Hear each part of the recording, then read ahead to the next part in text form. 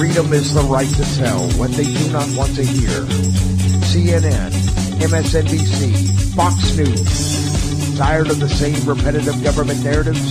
Then wave goodbye to the distractions and rhetoric of corporate media. For this is Anti-Media Radio. But I want to get the language right. The government is in trouble. You're all a bunch of slaves. Bunch of slaves. What we need in the United States is not violence and lawlessness, but is love and wisdom and compassion toward one another. What's your definition of media? And now, here's your host, S.M. Gibson.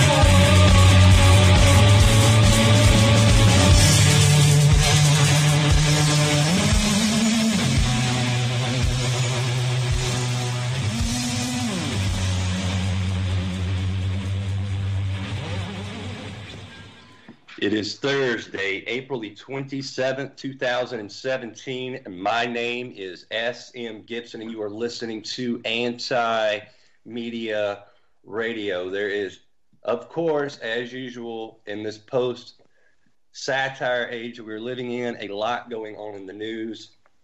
We're going to have some pretty big news coming up later tonight. We're going to host Mr. John McAfee, the myth, the legend himself, and he's going to tell us about a new project that he is working on, something that's been needed for a very, very long time. But before we get into any of that, I want to go ahead and bring on our co-host for the evening, Miss Josie Wells. Josie, what is up? Nothing. How are you?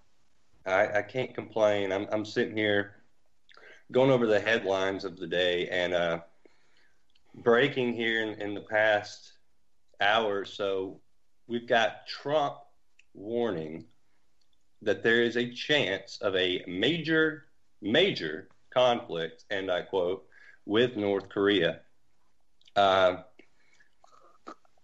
He was speaking to Reuters and said that while he would love to solve things diplomatically, he warned that there is a chance that we could end up having a major conflict with North Korea.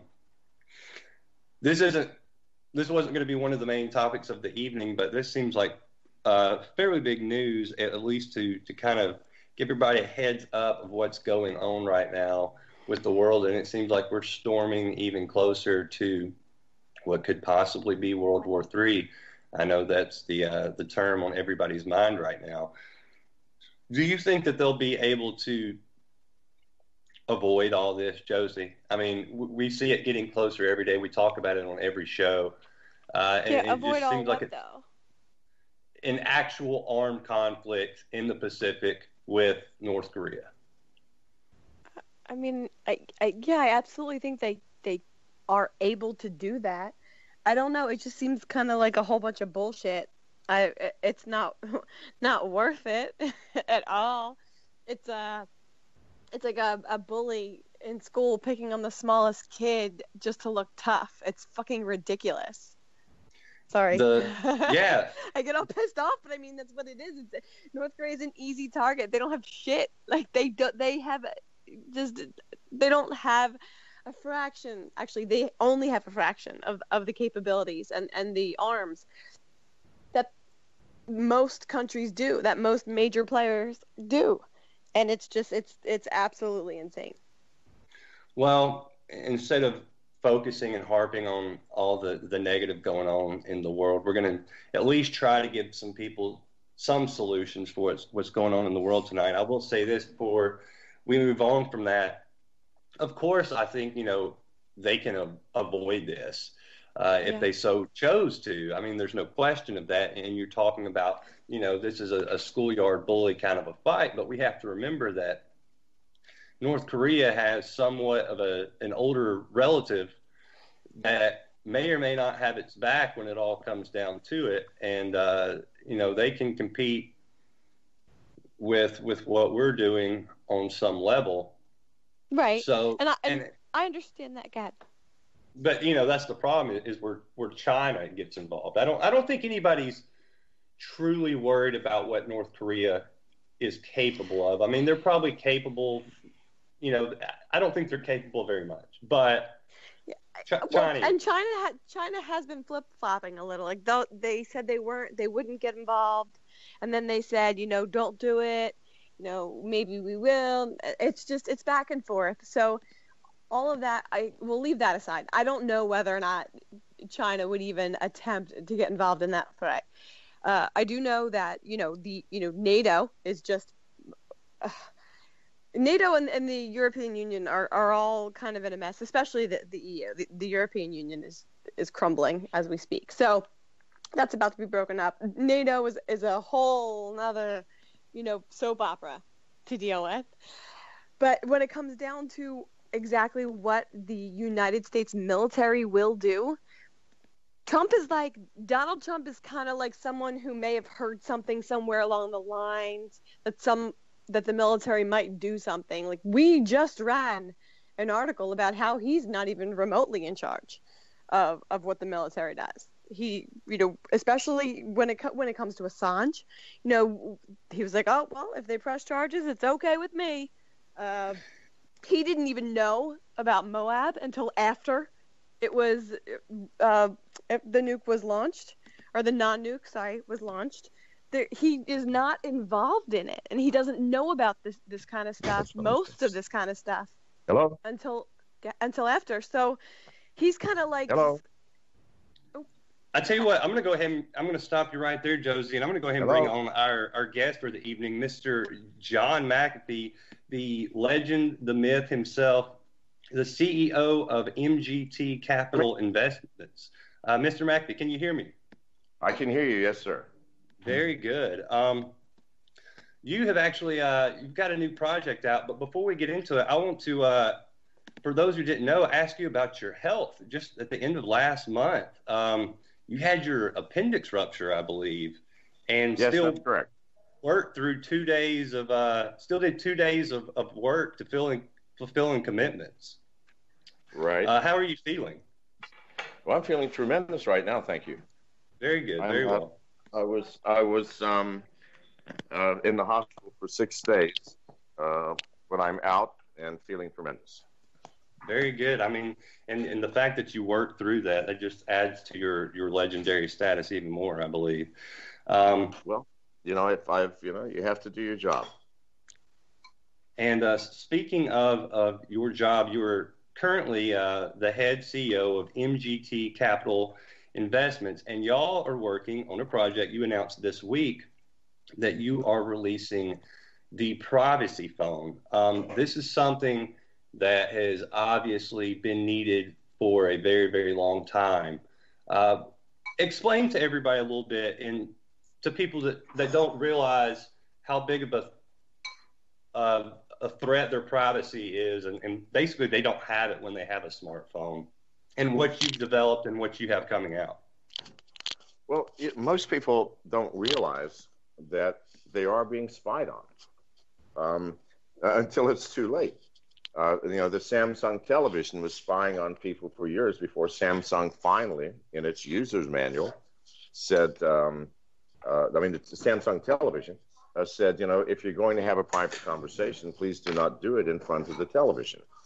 Because even when the TV is turned off, we are listening to you, recording you, and selling that information to third parties.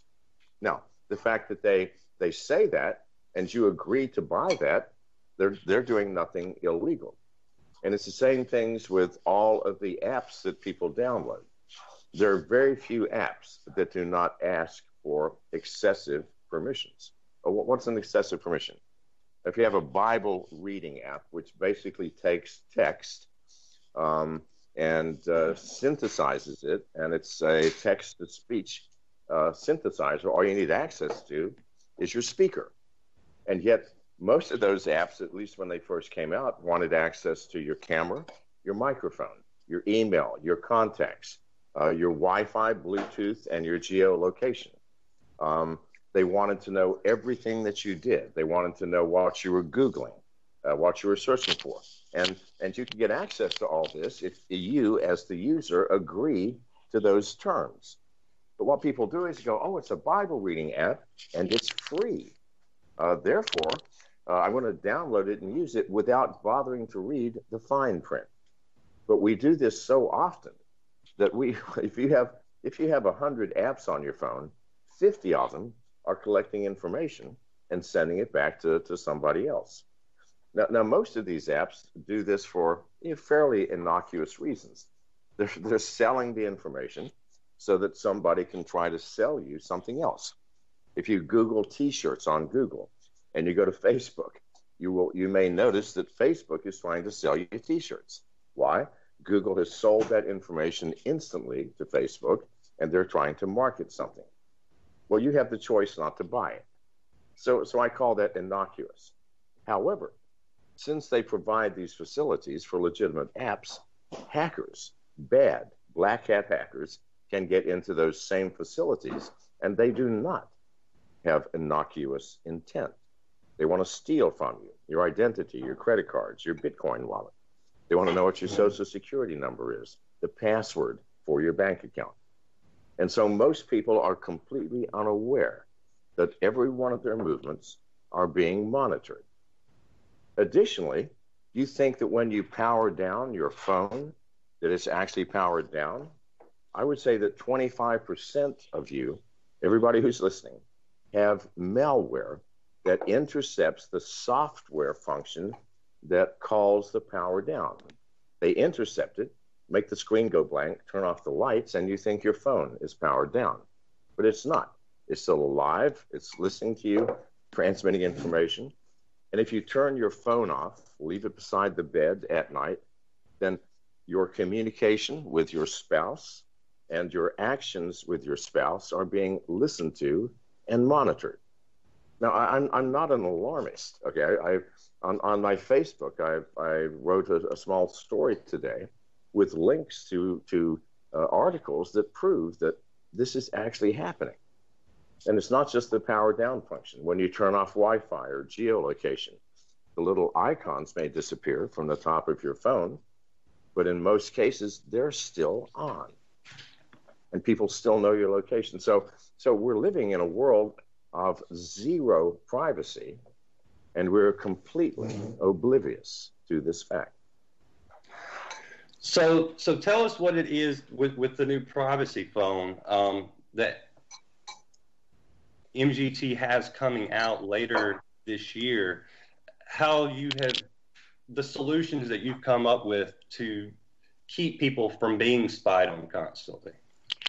Well, first of all, I'm a software engineer. I've been a software engineer my entire life, but I'm smart enough to know that the hardware on these phones has to be modified, because software alone cannot stop hackers, because then you have software fighting software, and all software has flaws. So the balance between hackers and the security companies trying to protect you is always seesawing. It's the hackers ahead, then it's the security companies ahead, then it's the hackers ahead, and then the security companies. So 50% of the time, we as users are completely vulnerable to the hackers when they have their advantage. This is an intolerable situation. We got into this situation because phone manufacturers have decided that software is sufficient to provide security. And this really is not the fault of the hardware manufacturers. Most hardware manufacturers know very little about software engineering. One of the things that happened many years ago is that software engineers discovered that, wow, I can turn off a phone through software by giving software commands to sophisticated firmware that can actually turn the phone off. The problem with that, and the things that the telephone manufacturers do not understand, is that I can use software to turn it off, then I can use software to turn it on, or to prevent it from being turned off. When you issue the command to turn it off, you press a button on your screen. It's software that intercepts that and causes the hardware to turn on or off the geolocator, the Wi-Fi, or disconnect the battery. So all I have to do is hack your phone, intercept that command. And so when you think you're turning the phone off, you're actually talking to the malware. And it goes, aha, they want to turn the phone off. Okay, let's power down the screen, turn off the lights. Or, oh, they want to turn off the Wi-Fi. Well, that's very inconvenient because we're transmitting everything that this person says over Wi-Fi. So let's just remove that icon. Take the icon off at the top of the screen and pretend that Wi-Fi is turned off. Or they don't want you to know where you are. So they want to turn off the geolocator. The malware can intercept that command and simply turn off the icon at the top of the screen, but still be reporting where you are located. The same thing with the microphone, with your camera, and many other functions within the phone. But it was so cool when software engineers figured out how to do this that hardware engineers go, oh, that's seriously cool. Let's use that. That's very powerful. But it was a stupid thing to do. And there are no phones anywhere now that use hard switches to turn off the battery, Wi-Fi, Bluetooth, geolocator, camera, microphone, and on and on. So we have to get back to a position where if I turn my phone off and lay it on my bed, I know it's off. I know that there's no software in the world that could have intercepted the switch. There is a hard switch like turning your light switch on or off. If I turn my light off, all the software in the world is not going to turn it on, and vice versa. So with our smartphone, with our privacy phone, we have first and foremost put into the hardware all of those features which are required to guarantee that if I choose not to want people to know where my location is, that they cannot do that, period, no matter how much your phone is hacked. And these are the things that hackers want to know. Where are you? What are you transmitting? What are you saying? What do you look like, and where are you? Are you naked in bed with someone who's not your wife? Because if so, we're going to try to blackmail you. Now, this is not paranoia speaking, and this is not cynicism. This is the absolute truth of where most of you are. You are being spied on. If you want to stop being spied on, and you would like to at least turn off, let's say I'm going into a meeting at my company, and I don't want anybody to know what we're talking about. I can turn off the microphone, and then I know it's off. I don't have to worry about, well, I turned it off. Is there malware in there that has pretended to turn it off and people are still listening to me? No, it's off because our switches disconnect the power from the chip that runs the microphone. So this is first and foremost. Then we've added the things that people don't even think about. An anonymizer for web searches. What does that mean? Now, as I said, if you go on to Google and you search for brown shoes, and you're going to go onto Facebook, I promise you, there'll be an ad for brown shoes somewhere. So the anonymizer for all web searches, we anonymize the search so that Google or any other web function does not know who is doing the search. So after you search for whatever, diamond rings or condoms or bizarre sex toys, Google's not going to know. No, hang on, you're laughing, but seriously, this is no, exactly I'm not. I'm what's sorry. happening. It's the way you said it made me laugh. Sorry, I apologize. Okay. All right, my apologies. I was trying to be serious, but it's very hard for me to do so. Anyway, so we have an anonymizer. We also have a stingray detector. If you don't know what a stingray is, it's that device that every law enforcement department and FBI agent and NSA agent has that allows them to pretend to be a legitimate cell tower so that your phone connects, and then they listen to everything that you say.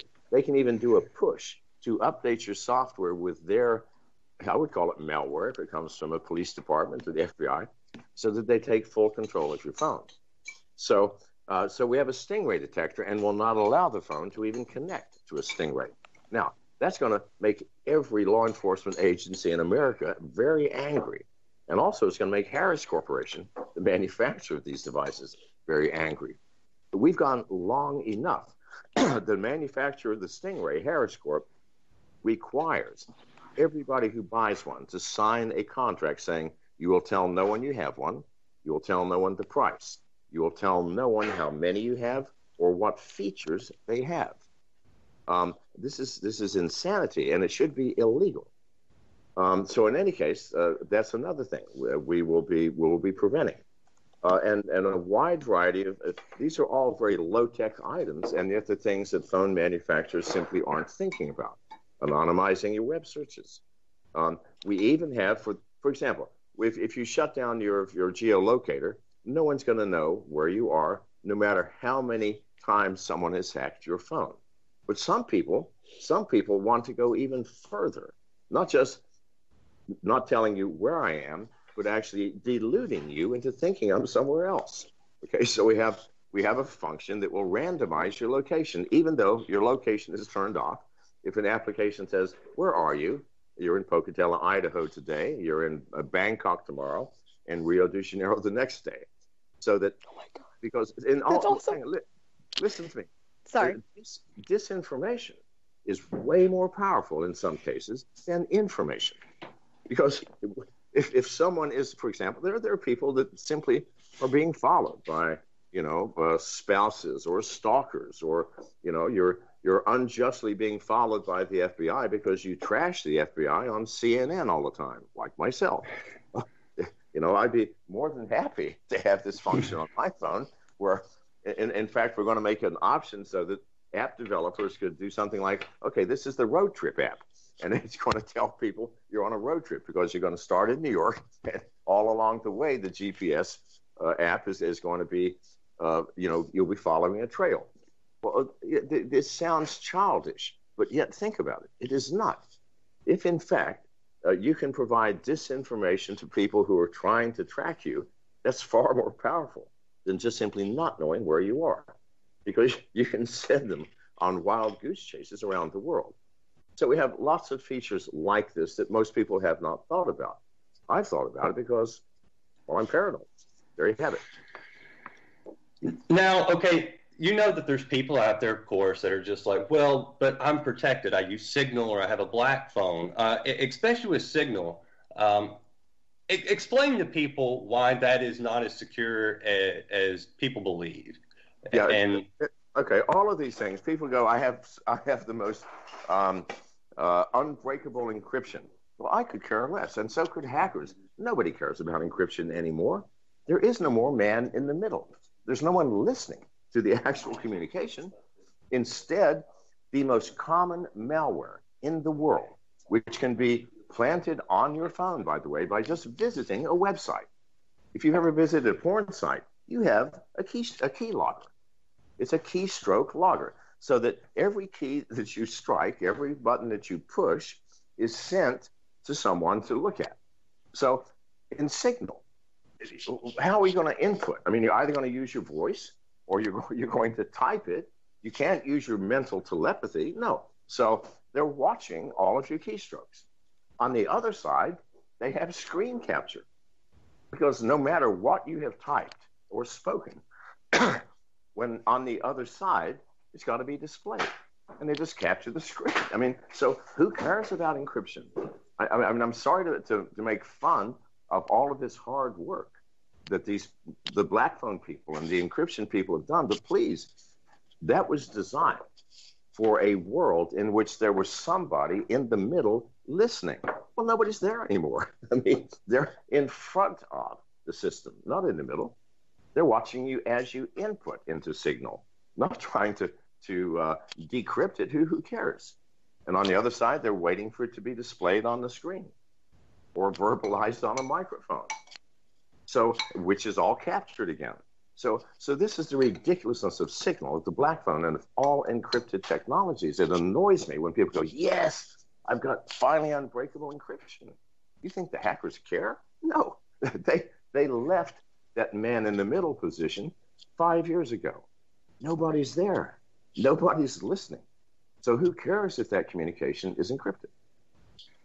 Why do you think it's taken so long? And I guess I probably already know the answer to this question, but why do you think it's taken so long for there to be a solution to this? Because this clearly didn't start last year or a couple of years ago. This has been going on since these phones were invented.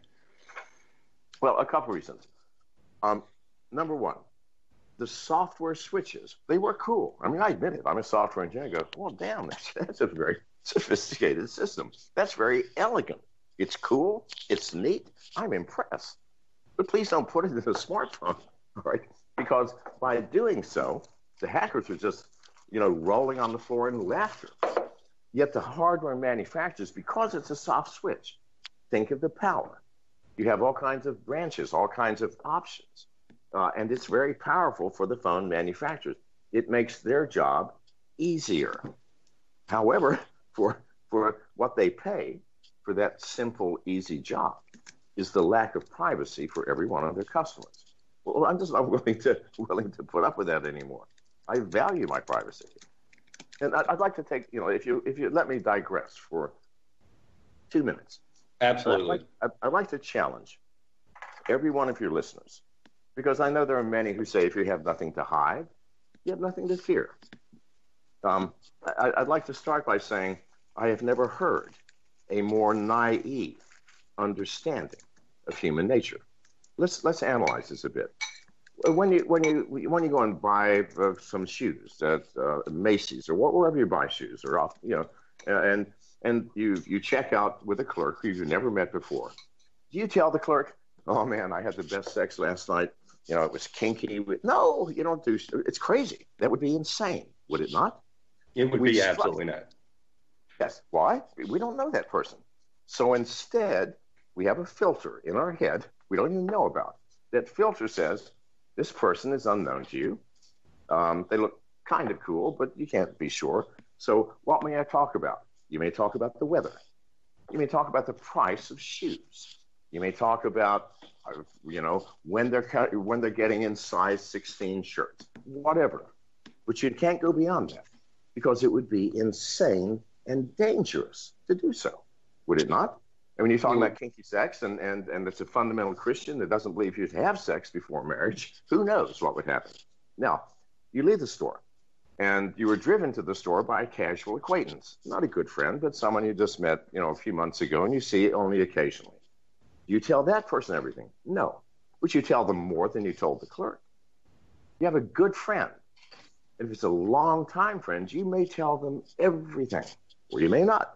If you're sleeping with your friend's wife or husband, you probably may not tell them that. But every relationship, not just but every relationship, every person, every agency, every boss, every company, every job that you hold, the mailman, everyone has a different privacy filter for every human being. I want you to think through this and look at yourself and tell me I'm wrong, because I'm not. Given that, why on earth would our brain power be allocated to such a sophisticated function of privacy? It's called self-preservation. Because I challenge you, what would happen if every human being knew everything about every other human being? Well, first of all, a lot of spouses would be shot on sight, right? There would be riots in the street. Your neighbors who you're on good terms with, but who you have kept certain things from. Maybe your true religious beliefs. Maybe, who knows, your boss, okay? How many of you have never told a lie to your boss or to the IRS, cheated on taxes, that I'm sick today when you weren't really? Come on, this is the nature of the human being. We are imperfect creatures. We have love and joy and hope and compassion, but we also have jealousy and greed and fear and all of these ugliness. So we're a mixed bag. And to make this mixed bag of people all work together in harmony, we keep things from each other. They're called secrets. They have been with us since the beginning of time, and they will always be with us. So now, I have challenged your listeners, and I'm sorry for digressing and going off on a tangent, but if you will please look at yourselves and think this through, you will then see that if you have nothing to fear or hide, you have nothing to fear, is the greatest lie ever created by propagandists. And it was the Germans, by the way, during Hitler, that created that lie. So now I forgot where I was. I'm off on, what was your question, sir? Real quick, you pretty much gave a really great description of why we need privacy and everything to go along with this. I wanted to ask personally, with the new phone and the apps that'll be available, is there going to be some sort of intertwining with wallets or cryptocurrencies?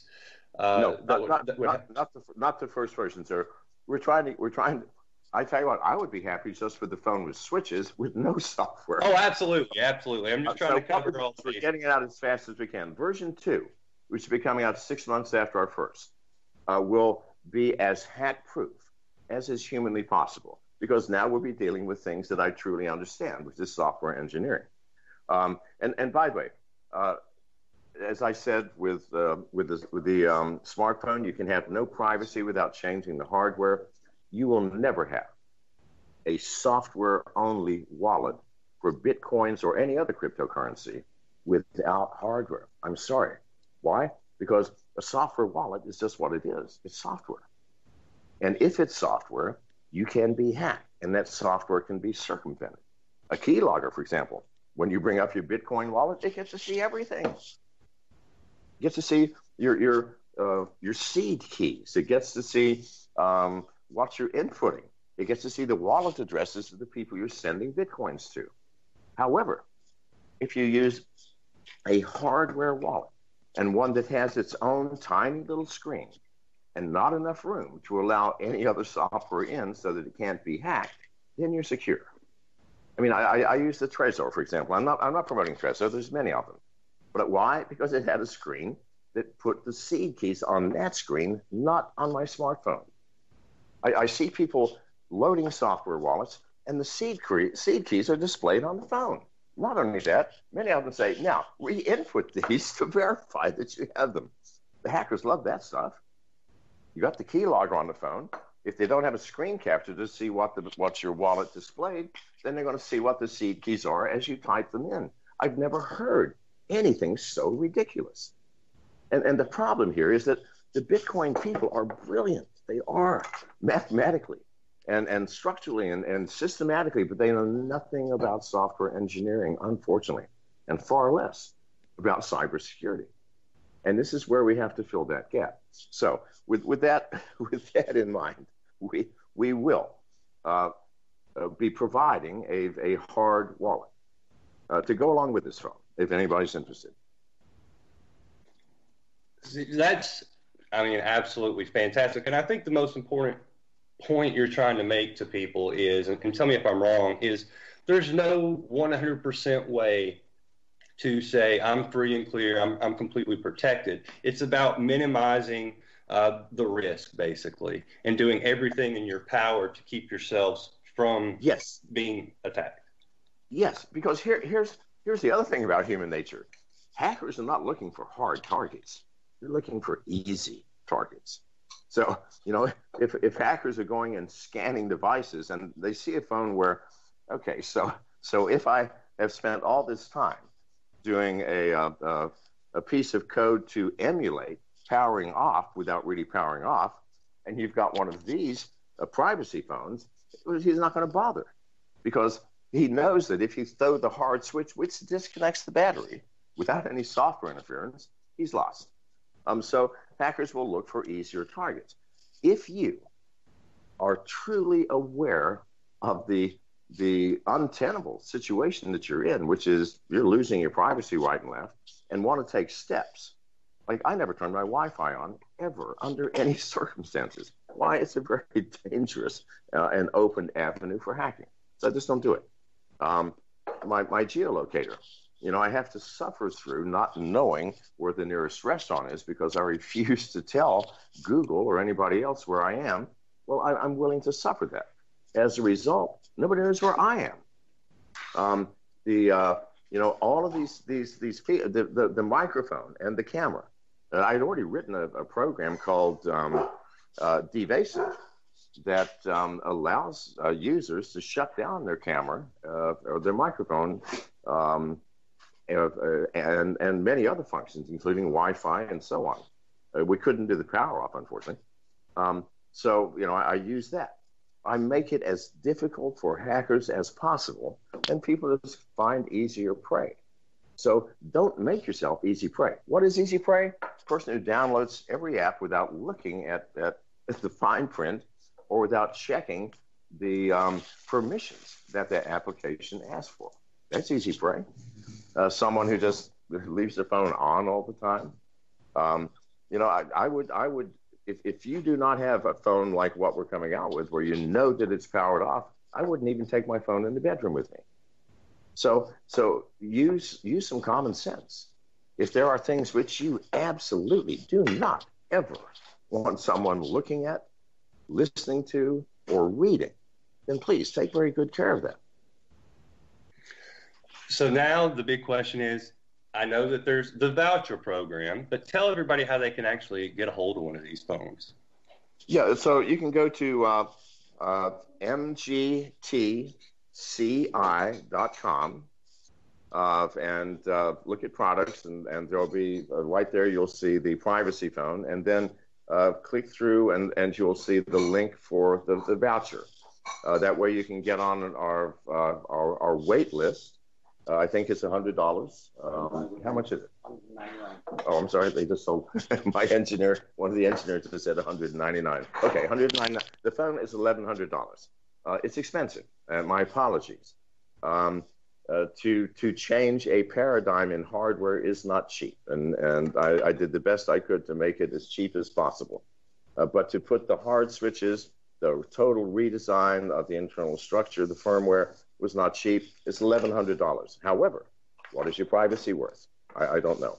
Maybe no one will buy one, although we already have, how many people have signed up for it? 75? 50. Okay, so 50 people signed up starting from noon today, which is when we put it up. So in any case, you can, you can get on the list, because when we first come out, we're not going to have a huge number of them. The ramping up of the manufacturing will be slow. So go to mgtci.com, follow, look at products, look at the privacy phone, click on the sign up button, and fill out your name, address. We take credit cards, PayPal, what have you. Okay, so two quick questions for you real quick, and we're going to let you go.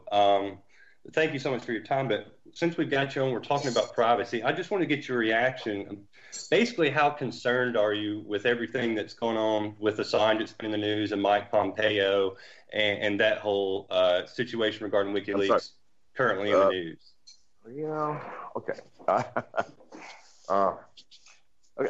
try to avoid politically charged topics, for obvious reasons. I'm already watched by the FBI, the NSA, because I trash them constantly. But let me again ask you and your listeners, you ask yourself, would you rather live in a world where you're kept in the dark and the government says that we're safe because no one knows anything?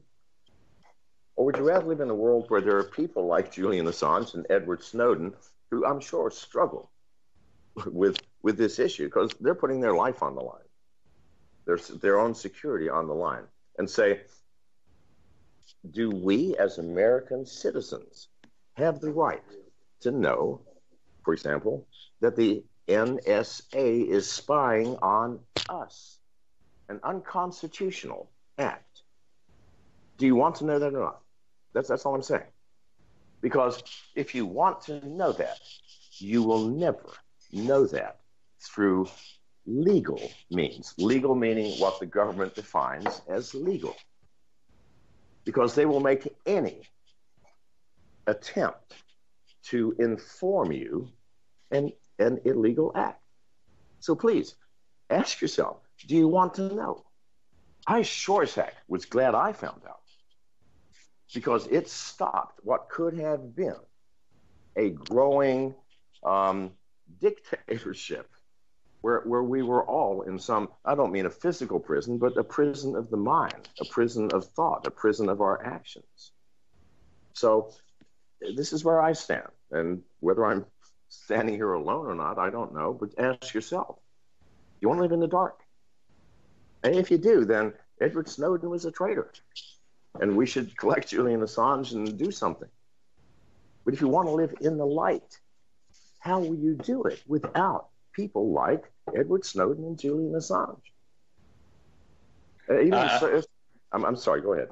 No, I was just going to say, I certainly don't think you're alone in that. I think not only me, but the majority of our listeners stand in the same camp as you on that. All right. And I'm sorry, I have to be going. I didn't intend to keep you this long. One more question, if you have one. I see posting all the time on social media.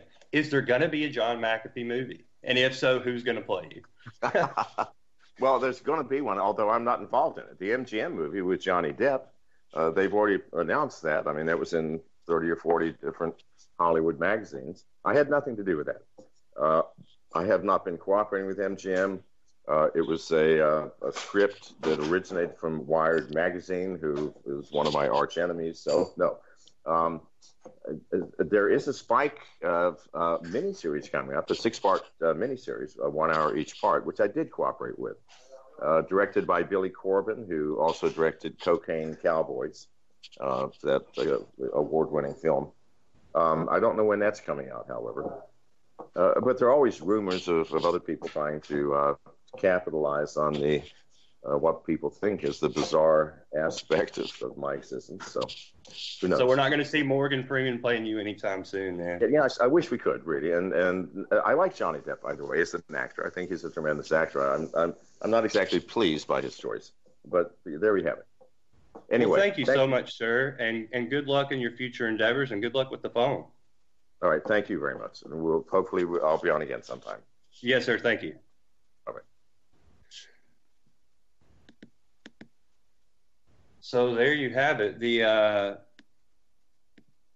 legend and the myth, Mr. John McAfee, describing to us not only about the new privacy phone that he has coming out, but why that is important and why we don't already have access to this privacy that we think we do through all the different means, whether it's encryption, whatever it may be. Nothing we do is done in secret in this day and age.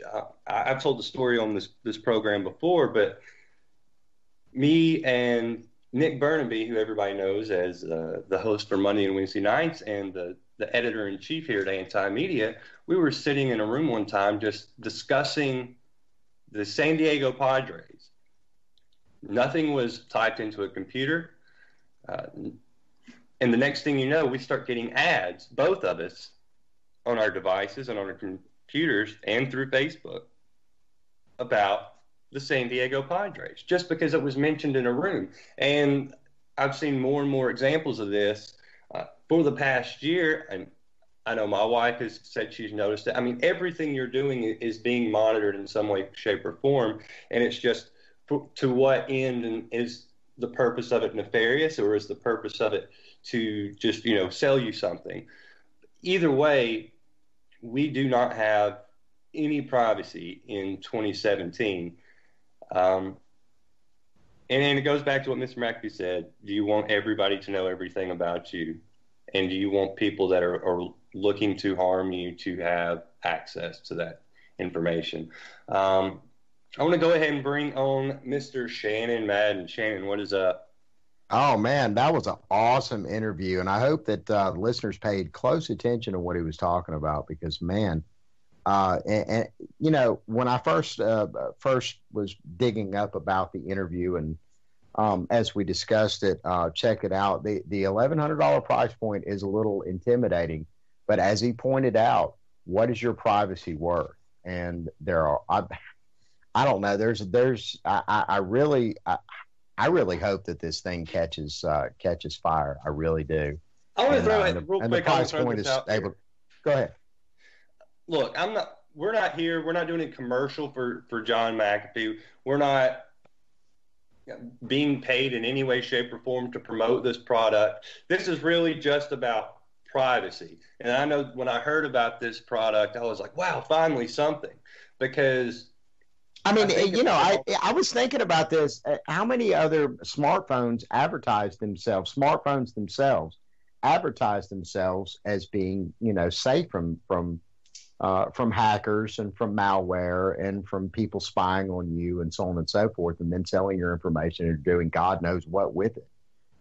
He pointed out some pretty extreme circumstances or pretty extreme scenarios that could very easily happen.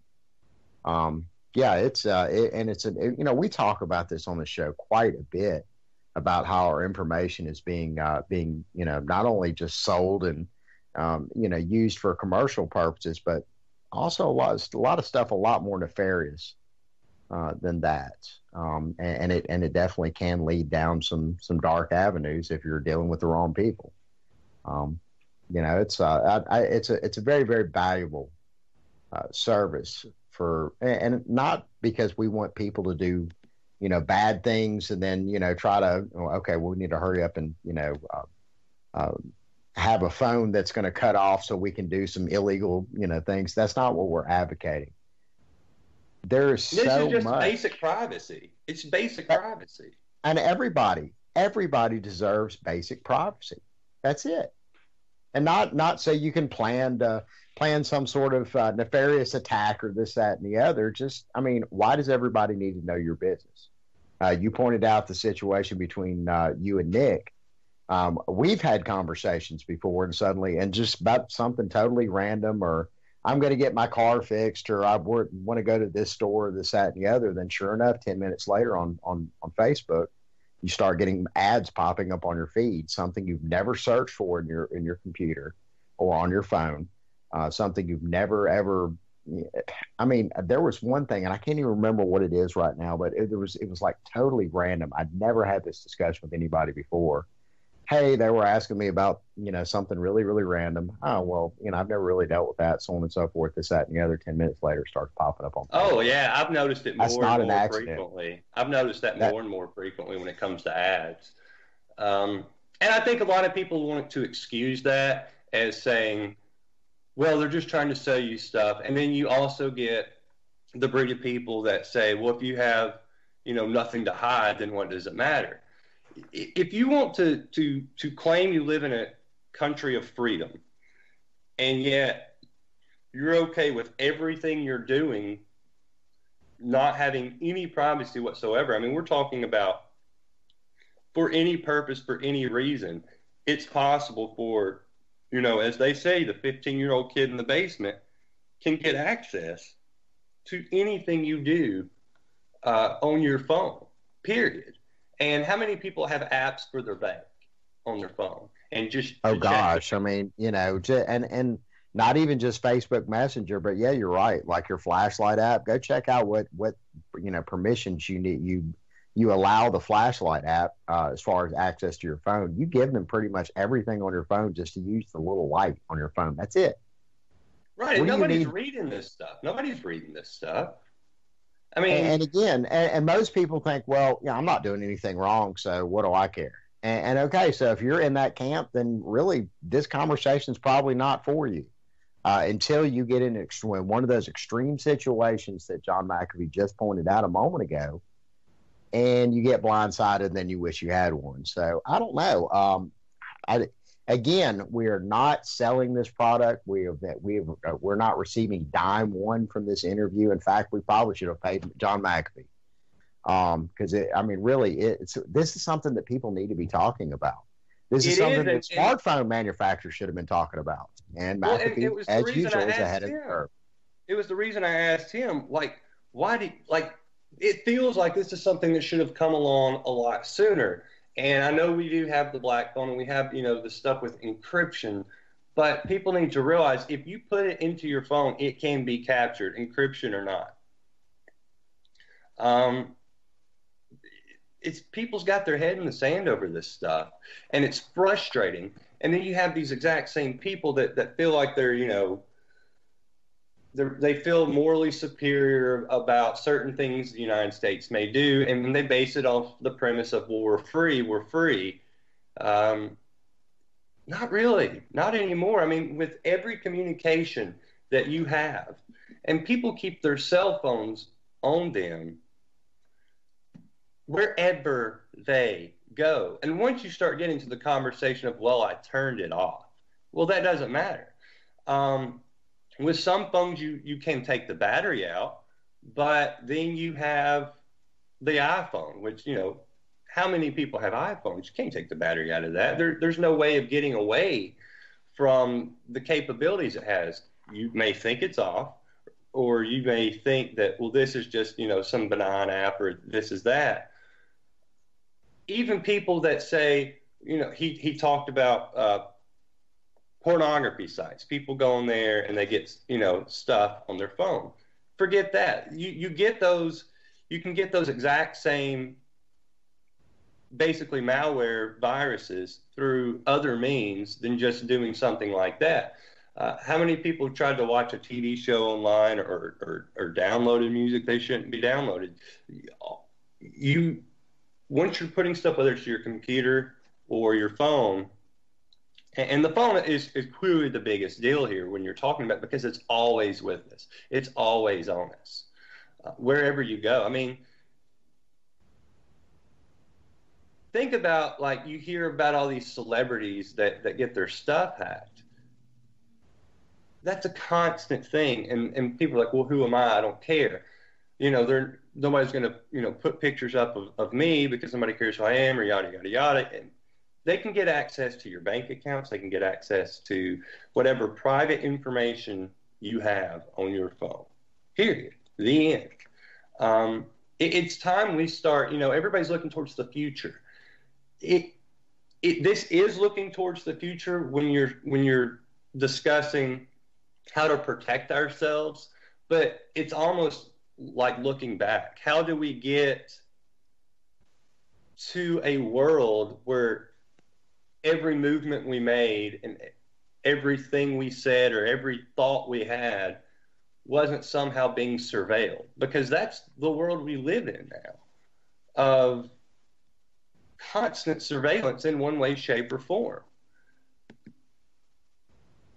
I want to go ahead and bring Josie back on.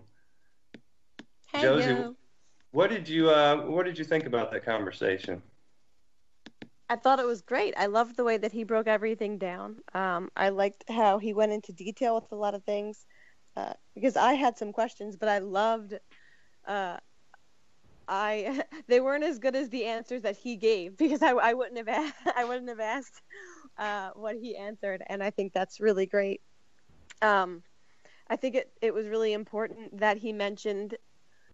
There was a while where I was just like silently cheering, because he was talking about how, when people think that they turn their location off or this or that it, no one can, all of a sudden the government or hackers or whoever it may be who's spying on you or wants to know. Does this happen to either one of y'all? Do you, during the course of the day, happen to look down at your phone and see that the location has turned itself on?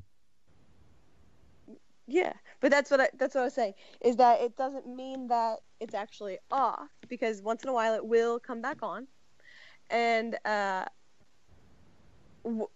also, it's insane to believe that these software companies, these giant tech companies who have the capability to do that, are just going to be like, oh, well, you got us, you opted out, you won. Like, it just doesn't work that way.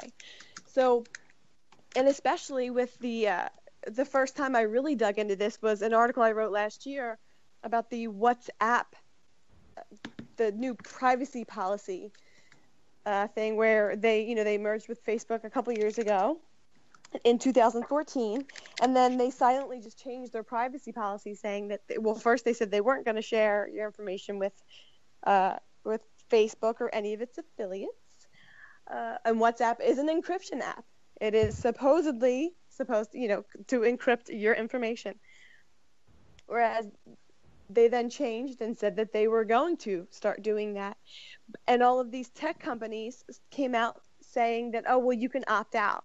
All these tech blogs and tech news outlets So, okay, well, it says this, that you can opt out. And I'm like, wait, that doesn't sound right. So I went in, Scott, I don't know if you remember when I did this article, but I stayed up all night reading their entire, poring over their entire privacy policy and going through the fine print where it says you can supposedly opt out. And I started taking screenshot after screenshot after screenshot. And it said, well, you can opt out of allowing them to give your information for advertising, but they actually will use your information. They will use your information to make their software more effective or to better tailor something. There were all these different asterisks that allow them, all these disclaimers that it basically covered any reason. So you can literally never opt out to any of these, and people don't get that. So I think it's really great that he mentioned that. Shannon, what was the app that you used to use for Telegram? Telegram, and guess what? That got blown up too. That was wide open. Yeah, that was one that was supposedly encrypted and this and that, and guess what? It turns out it wasn't. It was like everything else. That's the thing with this stuff. We're talking about communication apps. That's kind of a given. But what about your flashlight? What about your Scrabble app? What about these other little things? Why do they need all of this information off of your phone? Of course, whenever anything is put out there for free, quote unquote free. It's not. There's no such thing as a free lunch. Exactly.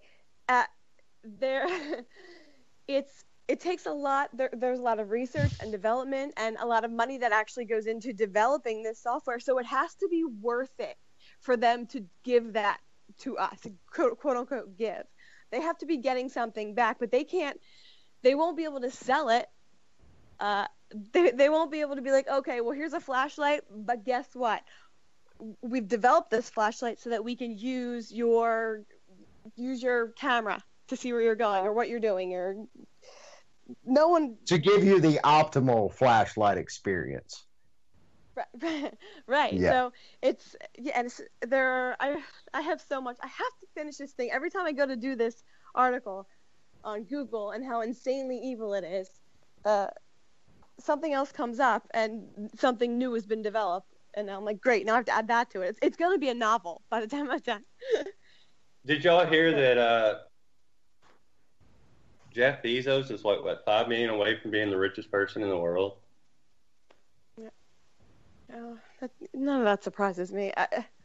Well, that's what we're talking about when we're talking about. And look, you've got Zuckerberg, you've got all these people that are in charge of basically everything over your computer in one way, shape, or form, and these are the people making all the money. Whether it's Amazon, whether it's Google, whether it's Facebook. Hey, I'm going to tell you what. John McAfee needs to be one of the richest people in the world again. Let's go ahead and out and buy this phone, y'all. Yeah, I would really like to. Yeah, I want one for Christmas, and I'm going to be very upset if I don't receive one from either one of y'all. Yeah. I don't care who the richest person in the world is or in any way, it is what it is. I just care about being left alone, to be honest with you. That's it. That's all. If nobody else wants to use this phone, fine, don't use it. Please don't watch me pee anymore, Facebook. I'd love that. That'd be awesome. Yeah. Or just don't take your phone in the bathroom. That's probably a good solution, too. Man, I got Angry Birds. Come on now. And yeah, there's some malware on that, too, I'm sure. But one of the real interesting things, and we're about to wrap up here, we got a minute left, was how he said it interacted with stingrays and stingray technology. That's a big one, and that's not one you hear brought up every day in the spectrum of all this stuff. But that is it for us tonight. We'll be back next week here on UCY.TV. Thank you so much, Shannon. Thank you, Josie. And thank you, John McAfee, for joining us. I am SM Gibson. Inside Media Radio, out.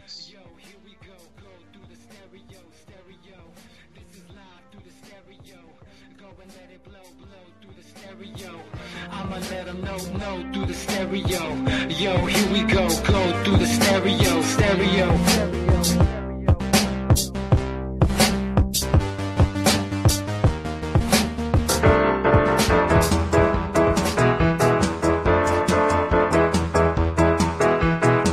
KJE. Again,